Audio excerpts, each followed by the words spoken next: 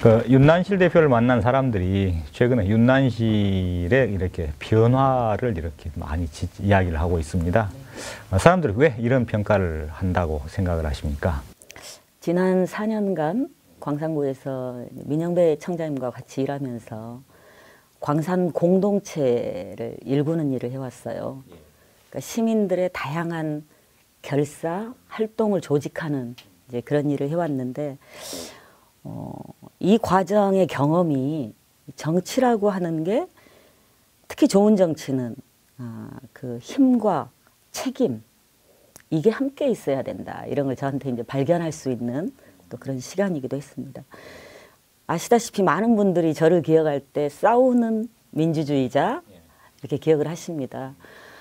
권위주의 시절에는 노동자의 권리를 위해서 싸웠고 또 민주화된 이후에는 가난한 사람들의 삶을 지키기 위해서 헌신해 왔습니다.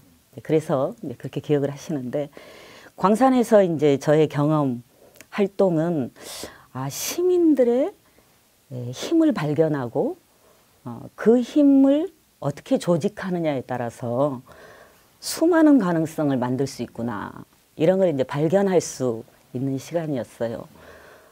그런 가능성을 현실로 만드는 그 과정을 보고 아무래도 시민들께서 윤난실의 변화를 얘기하시는 것 같습니다. 이제 저는 가능성을 만드는 민주주의자 이렇게 아마 시민들께 인식되고 있는 거 아닌가 이렇게 생각을 합니다. 그 윤 대표님의 책 그 윤난실을 드립니다라는 자서전이 최근 출간이 됐었습니다. 그 책의 제목도 그렇지만은 책 출간과 함께 정치를 새롭게 시작하는 것 아니냐 이런 전망들이 자연스럽게 나오고 있어요. 광산은 사실 저에게 새로운 정치의 가능성을 발견하게 해줬고요. 또 저의 성장의 기회를 준 저에게는 어머니 같은 이제 그런 곳이기도 합니다. 제가 광산에서 발견한 어떤 가능성 이런 것들을 이제 시민을 위해서 써야겠다 이런 생각을 좀 하게 됐고요. 그래서 윤난실을 드립니다라고 하는 이 책은 사실 제가 다시 정치를 시작하면서 시의원 시절에 저의 활동들을 돌아보는 의정일기, 그다음에 우리 사회에 나아갈 길을 묻는 각계의 전문가들 찾아뵈면서 대담했던 내용, 그리고 최근 공익활동센터에서 활동했던 주민들과의 이 공동체 이야기 이런 것들로 지금 엮어져 있는데요. 어떤 분이 이 책을 읽고 나서 서평처럼 저한테 이렇게 메모를 하나 보내주셨는데 그 사람의 살아온 삶을 보면 나아갈 길이 보이더라 이런 서평을 주셨는데 언제나 그랬지만 저의 길, 윤난실의 길은 시민을 향해 나 있습니다. 그리고 그 윤 대표님은 광주에서는 매우 드문 여성 정치인으로 이렇게 꼽히고 있습니다.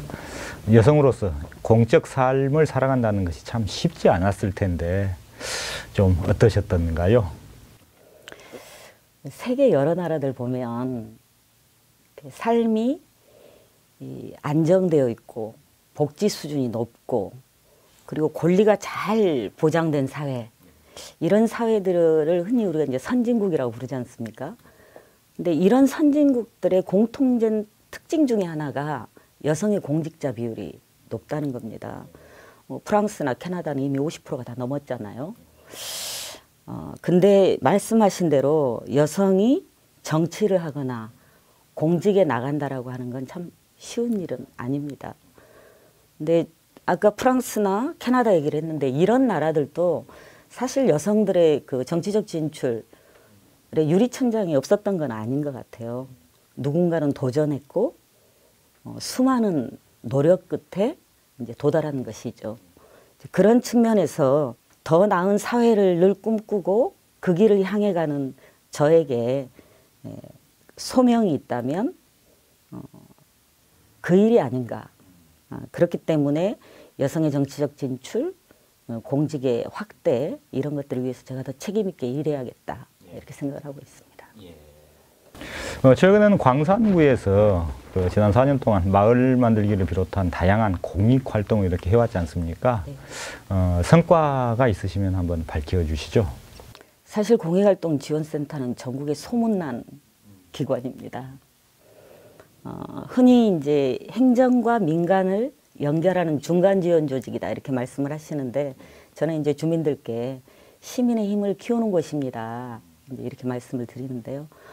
4년 전에 처음 시작할 때 이 마을 공동체 한 30곳에서 시작을 했어요. 근데 이제 180곳을 이루고 있고 또 그렇게들 얘기하죠. 경쟁보다는 협동, 이윤보다는 사람, 흔히 말하는 이 사회적 경제, 이 주체들도 120곳을 넘고 있습니다. 저희가 이제 좀 심혈을 기울였던 일은 민주주의 요람이라고 할 수 있는 공론장을 마을 안에 어떻게 만들 것인가. 저희는 이제 마을 플랫폼이라고 이름을 붙였는데요. 마을 플랫폼도 뭐 34곳 이상 이렇게 이제 만들어졌어요.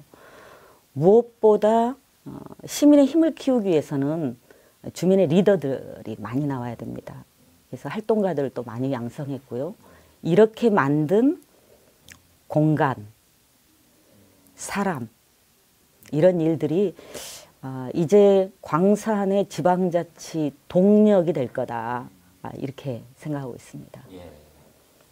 그 여성 정치인답게 저출산 고령화 문제에도 상당히 관심을 쏟아왔지 않습니까?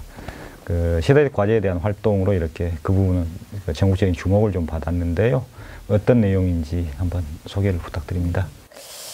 지난 한 10년 정부가 이 저출산 관련해서 쏟아부은 예산이 200조가 넘습니다.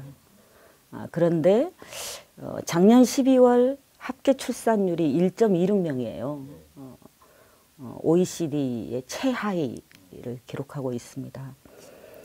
작년 9월에 저희가 광산의 58개 연합조직들을 전부 모아서 아이 키우기 좋은 마을 광산운동본부를 발족을 했습니다. 이게 이제 민관 거버넌스형인데요.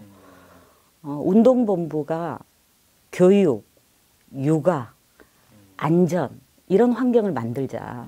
또 아동 친화적인 일자리까지 만들자. 그렇게 해서 지역 차원의 저출산 극복을 위한 것들을 우리가 시도해보자 이렇게 한 거였고요. 그게 이제 작년 11월부터는 광선형 마더박스 신생아 전체 490명에게 잼잼꾸러미가 나갔습니다. 또 복지 사각지대죠. 병원에 입원한 아이들의 간병을 어떻게 할 거냐 일하는 엄마들의 경우 그래서 이 병원 아동 보호사라고 하는 새로운 직업을 만들고 그분들 한 30여 명이 지금 광산의 아동병원에서 활동을 하고 계시고요. 올해는 이제 맘쓰리 센터가 이제 착공이 될 거예요. 이거는 공공보육시설의 거점 역할을 할 겁니다. 이걸 준비하기 위해서 작년에 국비를 확보했습니다. 윤 대표님은 최근에 독일의 그 지방자치 현장을 직접 돌아보고 오신 것으로 알고 있습니다. 그곳에서 우리가 배울 것이 좀 있었던가요? 네. 미국의 정치학자죠. 그레고리 핸더슨 씨가 한국 정치를 소용돌이 정치다 이렇게 표현을 했어요. 그 얘기는 한국이 대단히 중앙 집중적이고 관료 체계에 포획되어 있는 곳이다. 이제 이런 의미거든요. 근데 독일은 중앙보다는 지방이 더 힘이 셌고요. 관료보다는 시민들의 다양한 결사체들이 활발한 그런 사회였습니다. 우리나라로부터 한 8,000km 떨어져 있죠. 그 거리만큼이나 독일 정치와 한국 정치 차이가 크구나 이제 이런 생각을 좀 했는데요. 아무래도 중앙 집권적인 것은 권위주의와 친화성이 높습니다. 그래서 사실 박근혜 정부와 같은 그런 괴물이 나타날 수 있는 이제 그런 것이죠. 저는 이제 제2의 민주화가 필요하다고 보고 있고요. 그것이 지방자치고 또 지방정치의 혁신이다 이렇게 생각을 합니다. 즉 시민과 더 가까운 민주주의를 만들어야 한다.